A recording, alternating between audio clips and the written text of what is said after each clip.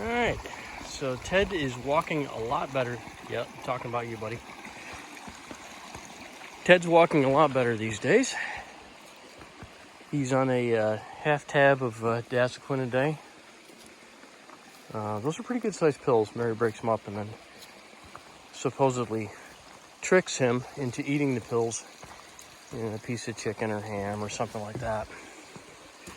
So he's been doing really well. It's improved his ability to walk.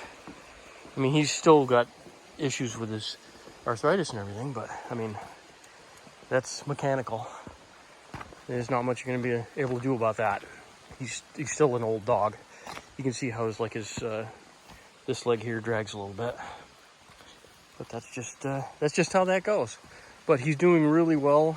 The other day, we got back from one of our hikes, and he did zoomies around the garage. Now that's something this guy doesn't do. He's not a zoomies kind of dog. If you follow Ted at all, you realize that he's a pretty serious character, and fun is not really something that he does. Like, he never played with dog toys, he never chased balls, he never did anything like that. Gonna keep going there, buddy? It's up to you. Want to head back? No? Okay. So this is really giving him like it's giving him a second lease on life, which I'm super, super happy with. Because I thought for sure he was going to end up having to be carried through trails from now on, which I would have done. But yeah, I think it's a lot more fun when he gets to do the hikes on his own. I know, a couple things have changed, eh, buddy? Ted noticed right off the bat a couple of trees that had fallen down. Somebody cut them off. And it wasn't Ted and I for a change. Was it, buddy? Been a lot of trees down out here. We've had a few good windstorms a little while back. So I think that was pretty much what was going on up here for a while. Hey. Hey. How you doing, Ted? Ted? Did I see your face? Everyone's seen your butt a million times.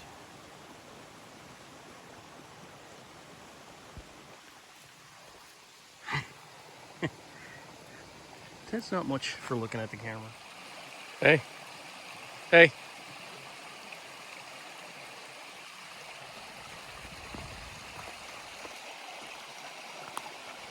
Oh. I can't believe you have any more left in you. You have marked literally every plant that is on this hill. Once coming up and then once again heading back down. Incredible. That Yorkie must have a 536-gallon tank. Looking at the bridge, dude. Hey. Hey.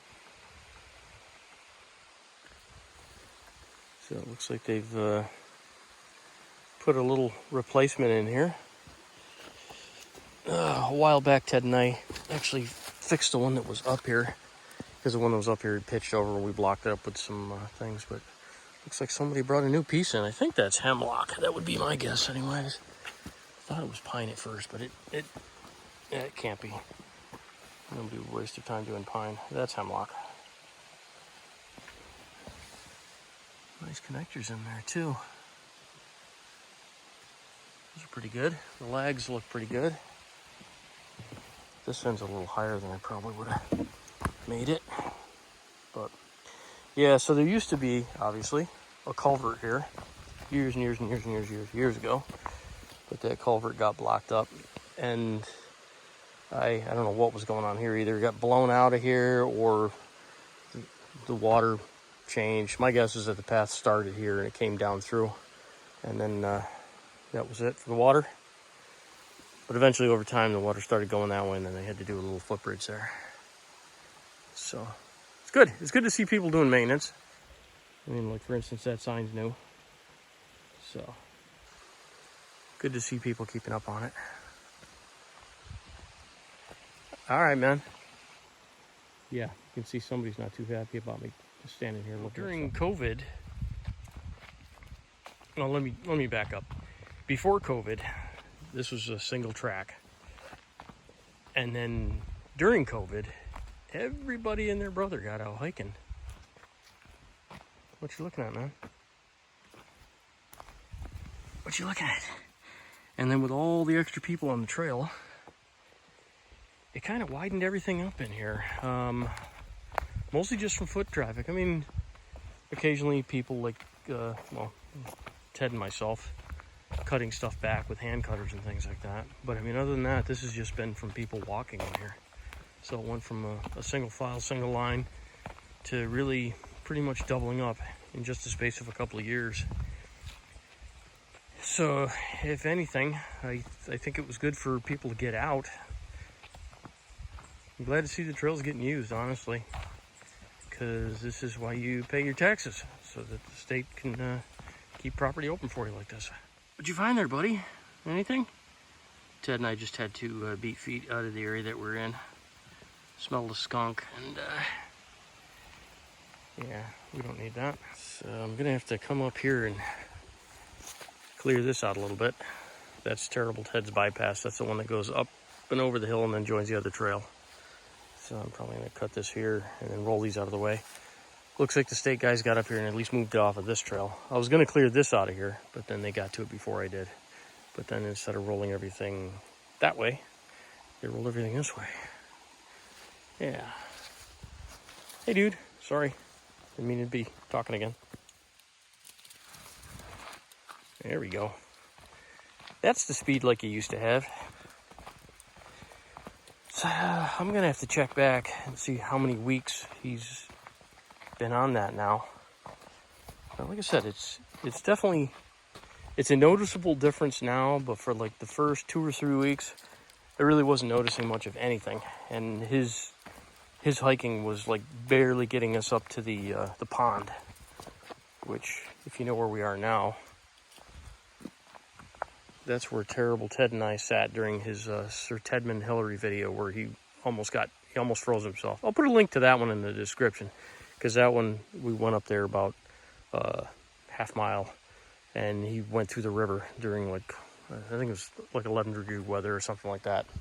Basically froze. I had to stuff him in my jacket to keep him from dying. The dude's committed to whatever he does it full blast. That's why when he started slowing down, it was kind of a bummer, because he's, I mean, I've just been so used to him being completely unfazed by anything. And then when he didn't want to really get off the couch and hike anymore, I was like, boy, that sucks. I mean, I get it. He's old. That's for sure, but I wanted him to at least be able to get outside and have some fun once in a while. So that's why we started putting him on the supplement. And I'm normally not a real big fan of supplements, because sometimes these things work, sometimes they don't. In his case, it's worked very well, and it's something with no real negative side effects. So happy with that. And before we bolt out of here, I suppose I should address why there wasn't a Terrible Ted Tuesday video the previous week. And that's because I got temporarily kicked off from YouTube. So what it ended up happening is YouTube is retroactively going through videos, and they're finding things that they deem harmful. So like most of the videos I had with my grandson and granddaughters, for that matter, on any kind of equipment, they deem that as dangerous. It doesn't matter what your level of supervision is. Like, I've seen several videos that had the exact same title as the one that I did, exact same scenario, and those are still up. Who knows what algorithms that YouTube's using. But anyways, it got me a strike on my account, and that kept me from uploading or posting or anything.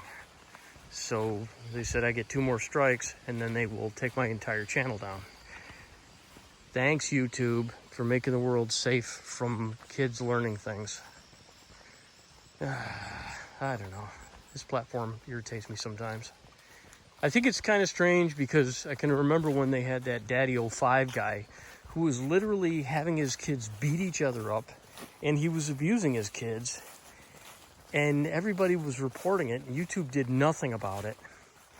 And yet I have a 6-year-old on an excavator, and that's like the greatest crime known to man. I mean, he's seatbelted in and everything. He wasn't going anywhere. I mean, it looks unsafe to somebody from California probably, but if you live on or near a farm, it's really not that dangerous. Trying to go slow. Oh, he used his bridge. Oh boy, it's gonna be a good day. All right, speaking of bridges, sharp eyes may have noticed that this one has moved. I did have it stored down there. These are to be ignored.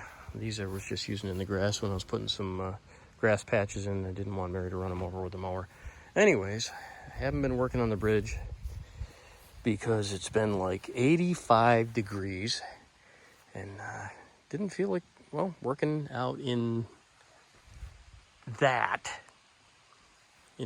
trying to weld. So I'm gonna get back to this pretty soon because our temperatures are starting to come down a little bit again. So I'm hoping that I can get this thing in before, well, winter. Yeah, that'd be awesome. So, yeah. I got some welds to finish and things like that. Well, this one doesn't look too bad. You know, this is one of the ones that has the underplate. I don't know if I'm doing an upper plate on that one. Probably not, because this one's going to have pressure downward on it, so it really doesn't matter that much. There's my other welds. I had another weld in here I had to finish off somewhere before I put the other sides on. Oh yeah, this one. There you go. So the other one that I just showed you, this is what that looks like before I get crack-a-lacking on that. So I got to go straight across, get some heat to this. Ignore this garbled up gush. This was just because I had to get this thing together real quick and kind of Frenched in before I could even get it parked anywhere. So that was just a last-ditch effort when winter was setting in. So what we basically got going on here with these things is I cut these things and then overlapped them. Let me get to the other side. So this is that piece I was just showing on the top. So I cut a tab out of these things. And you can see I got that one kind of in there a little bit. I got some of my, that one's not a terrible weld. Anyways, so what I would do is I would cut and then I would take off the webbing and the whole piece here so that there's just a tab sticking out. So this tab here comes all the way over to here, as opposed to, you know, this is where the flush cut is, essentially. So the tab comes all the way back to here, and that's where that gets welded to. So what ends up happening is I have that level of overlap of solid material, which in itself wouldn't be terribly strong, except for when I weld it. That'll give me kind of a little bit of strength there. And then, of course, the plate that's underneath, well, it's welded on this side. It's not welded on the other side yet.